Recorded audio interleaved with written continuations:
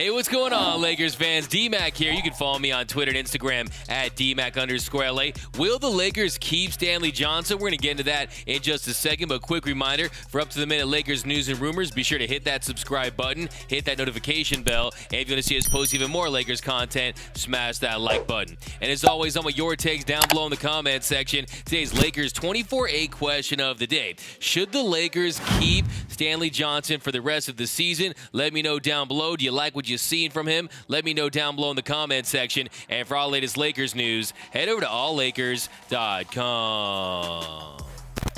Will the Lakers sign Stanley Johnson for the remainder of the season? Well, tonight his COVID hardship 10-day contract expires, and he's played 4 games with the Lakers. He's averaging 8.3 points per game, 1.3 assists, 0.8 steals, 0.5 blocks in 26.3 minutes per game. And his last game was his best game from a scoring standpoint. His first double-digit scoring output, he had 10 points on 3 of 4 shooting. He had 3 rebounds, 2 assists. He actually fouled out in the game, but other than Russell Westbrook, he had the highest plus-minus on the night at plus 25 in 23 minutes of action. But don't look at his offensive numbers. Look what he does on the defensive side of the floor. He brings that energy, he brings that tenacity, he brings that hustle, and it's infectious. You see him having an impact on his teammates out there. And finally, the Lakers have a legit, young, athletic wing. He sits at 6'7", 250 pounds almost, and you see his ability to guard. Just look at how he D'd up James Harden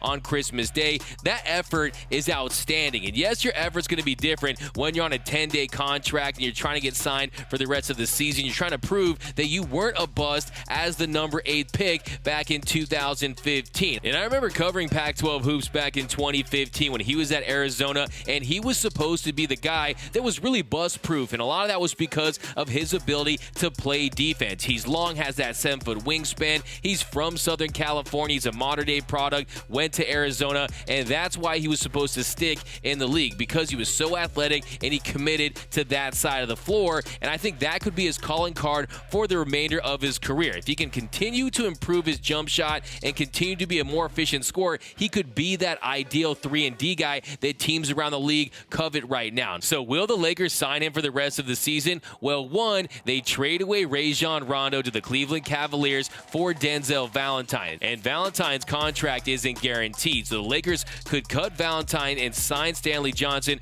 for the remainder of this season. And there are some logistical things that need to happen before the Lakers can do that. And one of those is that Rajon Rondo has to test negative for COVID-19 and clear health and safety protocols. But that's a formality. It's going to happen. It'll be official at some point, most likely, so they can get him that way. They can cut Denzel Valentine and sign Stanley Johnson for the remainder of this season. Another option the Lakers have is they could cut Avery Bradley before January 7th. He has a non-guaranteed salary before January 7th. They cut him. That frees up a spot for Stanley Johnson, so they could go that route. In my opinion, I don't think the Lakers are going to want to do that. Avery Bradley, he's had his ups and downs this season, but he provides that veteran presence. He does play hard. He's only averaging 6.1 points this season for the Lakers. He is shooting 39% from 3 on 3.3 attempts. So I think the Lakers keep Avery Bradley around, and I think the team ultimately cuts Denzel Valentine. That makes sense because that is the move that put the wheels in motion to keep Stanley Johnson for the rest of the season. So make no mistake about it, the Lakers have been decimated by injuries this season. They've had bad break after bad break, but this is going to be a good break. Finding Stanley Johnson out of this COVID nightmare is going to turn out to be a major coup for the purple and gold. So if you're Stanley Johnson, you want to play hard tonight against the Minnesota Timberwolves, and you want to continue to impress King James. You know how it goes with the Los Angeles Lakers right now. You have to impress La GM. And after the Lakers blew out the Blazers on New Year's Eve, LeBron was singing Stanley's praises after the game. He's picked up our system really fast, and part of it is because he was with South Bay. So that gave him a cheat sheet, which we needed.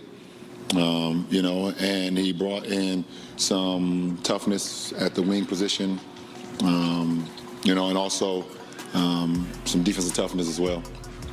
That's where we hang our hats at over the last, 3 years, is the defensive side of the floor. So a guy that's hungry, obviously he's trying to earn a roster spot. You could tell he's hungry. It's been great basketball, since the Christmas Day game. the road trip, Houston, Memphis, and tonight once again, and hopefully continues it. So that's a big step for Stanley Johnson. You have to get the approval of the king, but it doesn't sound like it's a lock just quite yet, because Frank Vogel, he said after the game, we're going to use the whole time to evaluate Stanley. He's done a great job for us so far. His toughness and hustle is something that I think our team really needs. So he's provided a valuable role in that regard, and we'll continue to evaluate him during the duration of his contract. So no pressure tonight. Stanley Johnson going up against the Minnesota Timberwolves at home, a 6:30 tip here in Los Angeles. But I think that he's going to play well tonight, and I think the Lakers are going to do the right thing, and that is sign him for the remainder of the season. I'm actually really excited to have him in the purple and gold. I think he's going to provide that energy, that spark that we've needed on the defensive side of the floor. And also just from a matchup standpoint, you got his size, that 6'7" with the 7-foot wingspan. The Lakers have needed someone like him. They've needed an injection of youth, and he provides that as well. And he's a guy that's trying to make it in this league. So he's got a lot to play for, a lot of motivation. I think he has a good game tonight. I think the Lakers do the right thing, and they sign him for the rest of the season. But let me know down below in the comment section, do you think the Lakers should sign Stanley Johnson for the rest of the season? Let me know down below in the comment section. Do you think he's going to be a part of the Lakers' future? I want your takes. How good do you think he is? What do you think his ceiling is? Do you think he can be a premier 3-and-D guy for LA? I want all your takes down below. My name is Doug McCann. You can follow me on Twitter and Instagram at DMac_LA. For all things Laker basketball, all latest Lakers news and rumors, be sure to subscribe to the Lakers 24A YouTube channel. Hit that subscribe button. Hit that notification bell. And if you want to see us post even more Lakers content, smash that like button. And until next time, go Lakers.